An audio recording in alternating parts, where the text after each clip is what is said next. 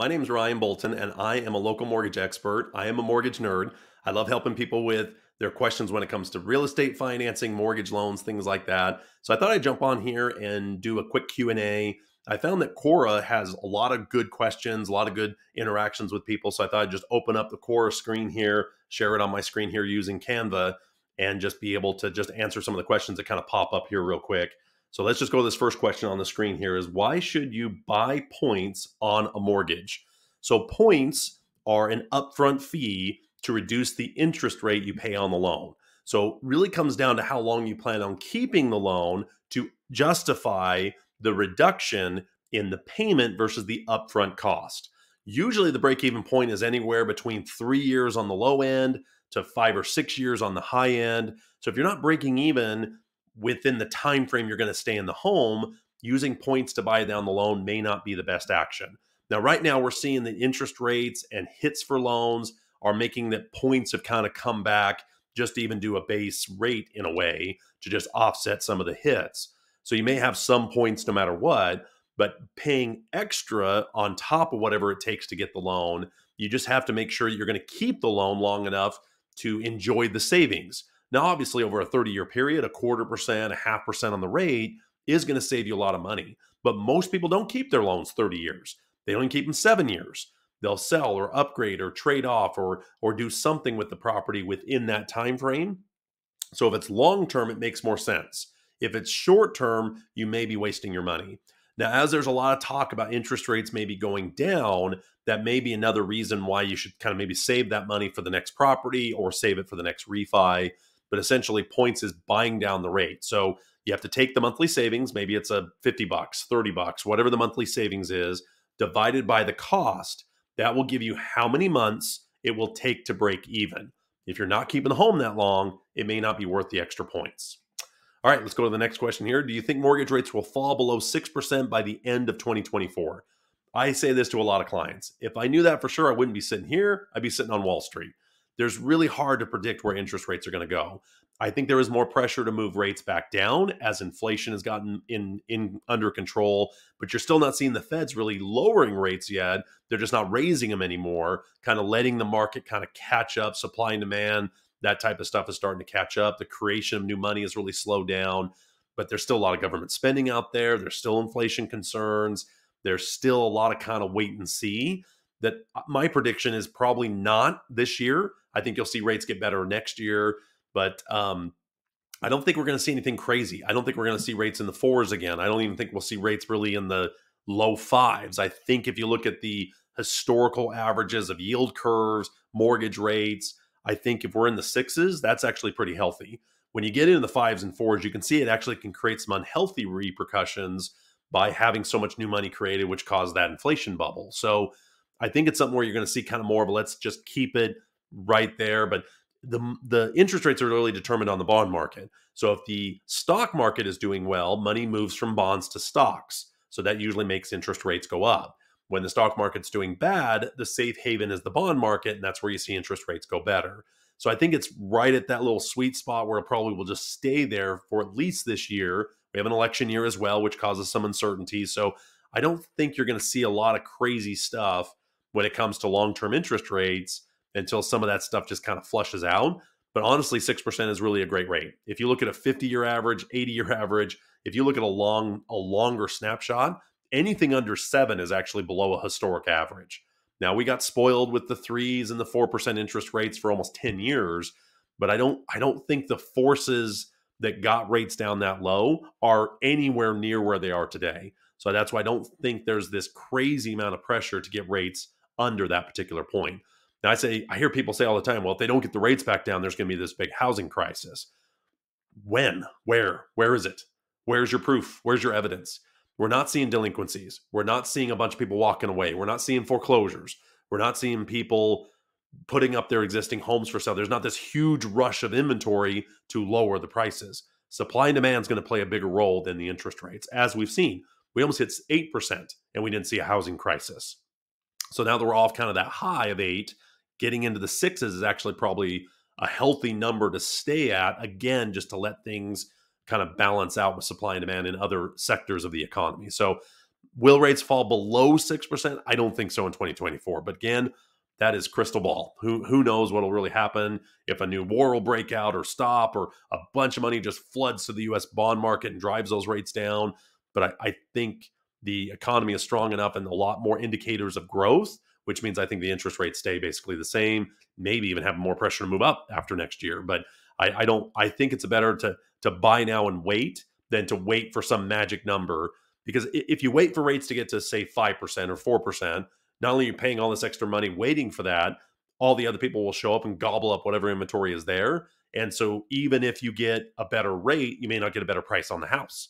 The price of the home might be more, which offset that savings you were getting with the interest rate. So I still think real estate, it's better to not wait, but to buy and then wait. You're going to have a housing expense either way. You're going to have a monthly obligation to have a roof over your head. I'm a big believer you might as well own it. Now, maybe you have a budget of $2,500 a month, and maybe that doesn't buy as much as it used to, but there's still something out there. There's still something that will fit that budget. And yes, maybe rates go down, great, you refi. If they don't, great, you've still got a locked in payment. But you're also gaining any appreciation, the tax benefits, the pride. I'm a big believer in home ownership. It got a bad rap for like the last quarter of last year. Everybody's just talking about never buy, don't buy, horrible time, worst time ever.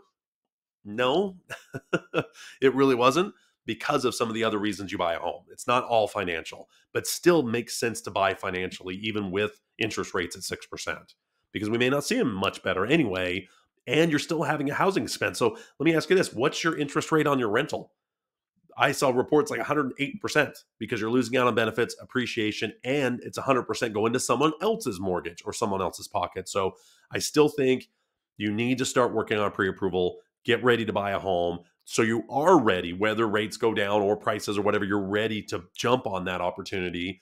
And I know a lot of people, their leases are starting to go up. Their renewals are going up. So before you have to start paying even more on your rental, you should at least look at what type of loan you can get, or what's holding you back from buying a house. If it's just fear and scared, well, let's talk. If it's you can't qualify, that's a whole nother story. But at least we can get you prepped, do the things necessary to help you buy a home. So let's see what other questions we have on here. I try to keep the videos to about 20 minutes on these Q&As. So it looks like we're about 7 minutes on that little soapbox. So let's see what else we got. Let's see. Do I need to get a mortgage broker license if my company is acting as an ISO for business lending or real estate lending? So if you're going to do mortgage loans, most states are going to require a mortgage license. There's also the SAFE Act, which requires that if you're doing mortgage origination, you have to get that license. Unless you are working for a bank, then you fall under like FDIC and other types of regulation, and they'll have some licensing or some requirements to be able to be a lender with a bank. So if you're going to loan, if you're going to be an originator, you're going to have some sort of license. Let's see. Can having no debt improve your chances of getting a loan or increase your credit rating? So there is a balance between having no debt and having the better credit score. Because if you have no history of debt and you have just no debt on your credit, your score isn't going to be as high as having some sort of payment in the history. So it depends on how long your history is. If you have a long history and you have no debt, you'll still have a good credit score. But if you have just no debt, no history, no nothing, the score is going to show up as 0. So there's a balance between having debt and having that interest or having that payment versus also helping your credit.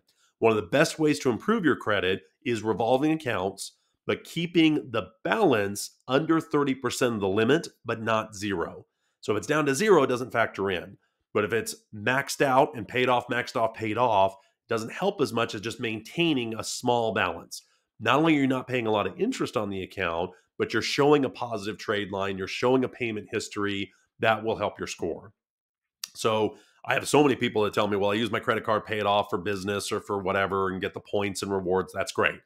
The trick is they only report once a month. They don't report every second of every day what your balance is. So whatever's on your statement is typically what they report to the credit bureaus. So let's say you have a $5,000 Visa and it's at $4,900. Even if you pay it off that very second, you have to wait 30 days before it reports again.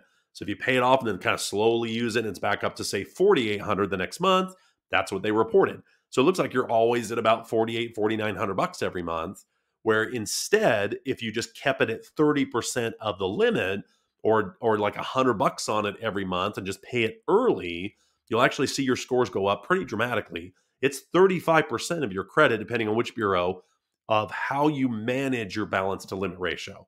So it's really important that we do that. So many times I work with clients and say, okay, let's pay these cards down a little bit, not to zero, just get them down. Not only will it help the debt ratio a little bit, but a lot of times it'll help the score to just get them to the next tier. Maybe they're like a 679 and 680 gives them a better rate, or 700, 720. So knowing why the score is the way it is can help me to give you pointers on how to get that score up. But revolving accounts are one of the best ways to improve your score. Let's see. When have you refused to loan money to someone? Wow, when they haven't paid me back in the past, when they are not using the money wisely, when there's lots of reasons why I haven't loaned money in the past. Now, if it comes to doing mortgage loans, there's really 4 things we're going to look at that determine your credit worthiness. It's going to be scores, past history. How have you made your payments in the past history? Bankruptcies, foreclosures, stuff like that.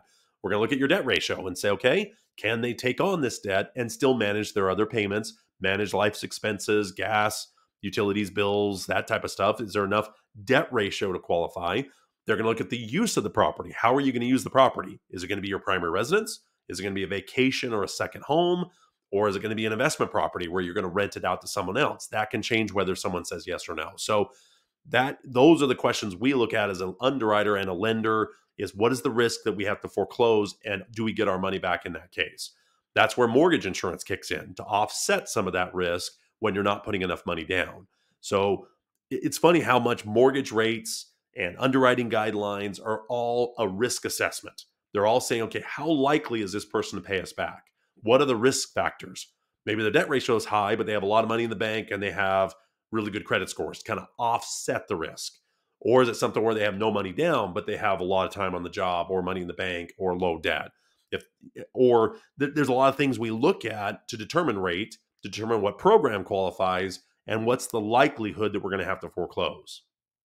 There's a term in the industry called compensating factors. So if there is an area that's a little weak, maybe debt ratio is high, maybe time on the job is really short, and they switch careers or went from self-employed to W-2 or W-2 to self-employed, but they don't have a long history, we have to look at other things and say, yeah, that's kind of a weakness, but look at their scores, look at their money in the bank, look at their debt ratio, look at other things that can offset the other risks. So the stronger the file, the better the interest rate, the less the money down, the cheaper the mortgage insurance. That's how anything works, whether it's car insurance, mortgage loans, all based on some sort of risk assessment. All right, how we doing? We're at 13 minutes here. Okay, let's see what else we got. Let's see. Are there any potential home buyers who are not affected by higher mortgage rates? No, I mean, everybody's affected by a higher rate because it lowers their buying power. If they already own a home, obviously they're locked in, so it's not necessarily a home owner. But if you're a potential home buyer and rates go higher, your payments either higher for the house you want, or your buying power goes down. That's what I see more often, is they can afford $1,500 a month, $2,000 a month, $3,000, whatever that dollar amount is. And instead of being a $700,000 home, it's a $200,000 home. It lowers how much they can shop for, which kind of pushes the number down of what homes people can afford at. So when you start seeing like median income, you kind of get a baseline of what it is. You start seeing a price range of homes that get really, really competitive, because a lot of people can afford at home at 400 to 450 in that area, or 350 to 500, somewhere in that range. So you see that price range gets gobbled up more and more. And that number kind of has been pushed down to what most people can afford with the payment that they can afford, if that makes sense. So no, there's not a home buyer that doesn't get affected by the mortgage rate by either having a higher payment on the house they want, or now they have to shop for a cheaper home to still qualify. Let's see if there's anything that jumps. When a home is sold for taxes, who pays the mortgage? When a house is sold for taxes, who pays the mortgage? So if you don't pay your property taxes, the state can take that property back. So the collateral is still the home for the mortgage. So they'll still come after you for the balance on that mortgage. So if they take over the home and the mortgage is still there, they'll come after you. So that's one thing. That's one of the risks a mortgage company takes, is that if you don't make your taxes payments, or if you don't pay your taxes, they would then lose out on their investment. That's a risk most people don't think about. That's pretty rare. It's got to be way delinquent or way late before the taxes actually get to the point where they get auctioned. So usually there's something else going on. The property gets sold before that. Usually the property taxes aren't getting paid. The mortgages is also not getting paid because a lot of times the mortgage includes a payment to the escrow company to cover the property taxes and insurance. So it usually gets rare that the taxes are the ones that ends up foreclosing on the property. Usually something happens before that. And if there's any value or equity in the home, usually the person will sell it to cover the mortgage and the property taxes. But let's say that the state is foreclosing on the property, or maybe the HOA or some other lien or something ahead of the mortgage, then the mortgage doesn't get paid. They'll come after you for the balance, judgment, do whatever they can to still recoup the money of the mortgage. It's one of the risks a mortgage company takes. That's why they want to be in first lien position, so there's nothing behind it that could jump ahead, like property taxes. I think there's stuff with like, correct me if I'm wrong, I think ORS, which is the Office of Recovery Services, I think they can kind of jump ahead. So government entities can jump ahead of mortgages to redeem debts that are not paid by securing assets of a client. But it's pretty rare. I would say it is rare that it gets that far along where the state takes over the property without the mortgage company also being late or foreclosing, or the seller just selling the property. I mean, it does happen, of course, but it is pretty rare. But when a house is sold for taxes, the mortgage still is owed by the buyer, or by the seller, by the owner of the home. They still have a mortgage on the property. All right, let's see what else we got here. How do I get a mortgage when I already have a home? Well, let me ask you this. Can you get another car loan even if you have a car loan? Sure. It's not, you can get a mortgage on a separate home or even the home again. So I don't know if this is a refinance. I mean, sometimes these questions are kind of vague, but how do I get a mortgage when I already have a house? The mortgage is the lien that's secured by a home. So you can do a new mortgage on the same home. You can do a refinance. You can keep that home free and clear and use a mortgage to buy another property. So the term mortgage is simply the type, just like auto loan is a loan for a car. A mortgage is a loan for a home. So your house can be free and clear and you can still get a mortgage on another home or the same home, or get a replacement mortgage, which is called a refinance. So you can get a mortgage if you already own a home. You can get several mortgages. You can have, just like you can get several car loans. It's not really any different, even though mortgage has this elevated, sounds bigger and fancier than a car loan, when nope, it's just the name of what a house loan is, is a mortgage. All right, let's see what else we got here on some questions. I think I can go to another screen. We got about, maybe we can get one or two more in here real quick. Let's see what we got. I think I can go into other topics here. Let's see if they've got some questions in real estate.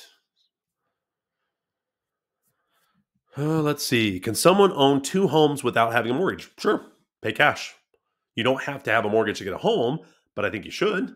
I'm a little biased when it comes to that, but we've talked about this on the channel as well. I think having the mortgage gives you more leverage than having the home free and clear. Because how do you get to the money of a free and clear house? You have to sell or refinance the home. If you already had the mortgage there and you can debt service it, then you can get multiple homes, get multiple rentals, get rid of any other debt. So all you have is the mortgage. But the question of this, yes, you can get homes without mortgages. They just take cash. There's really not another loan that would do it, unless it's a loan against another asset or a line of credit against another asset. But a mortgage is simply the term of a home loan. It's what a home loan is a mortgage. Let's see. Got a little more time. What is a suggested mortgage broker for a first-time home buyer? So make sure they're licensed. You can go with anybody in your area, do Google searches, check out Facebook, try to find somebody, get referrals from real estate agents. Obviously, I'd love to earn your business. If it's Utah, Nevada, I'm a mortgage lender, so I can help you with all kinds of different mortgage loans, whether it's government or FHA or VA loans. We do all of them. So I often tell people I sell money for a living for real estate. That's really what I do. So if you have a need for the money to buy real estate, whether it's a first-time home buyer, a move-up buyer, a fix and flip, a rental property, there's all kinds of ways to get homes financed. That's my job, is to be able to help a client that walks in with a need for financing for any kind of real estate. So do your research, check their license, check their recommendations. I mean, you want to make sure you're working with the right company, because it's a big decision who you use, and you want to make sure you choose the right one. We're just under 20 minutes. Let's see if we can do one more. Is it legal to rent out a house that I myself rented from the owner? Generally, no, because they're the owners of the home, unless there's some sort of sublease option. Sometimes you can rent like a room out. You definitely want to talk to your landlord before you do anything with having somebody else, because you're still obligated on the lease. Just because you have somebody sign a lease to you on a home you don't own doesn't remove your obligation to the landlord. So it's always better to communicate and say, hey, I've got somebody who wants to rent this room out with me, or hey, I can't, I need to move for work or whatever. So I've got somebody else that'll take over the lease. You're just better off to talk to the owner, because I see so many times people do this thinking, okay, I've got this new lease that replaces the one I had with them. No, it doesn't. That lease predates the new lease that you're getting.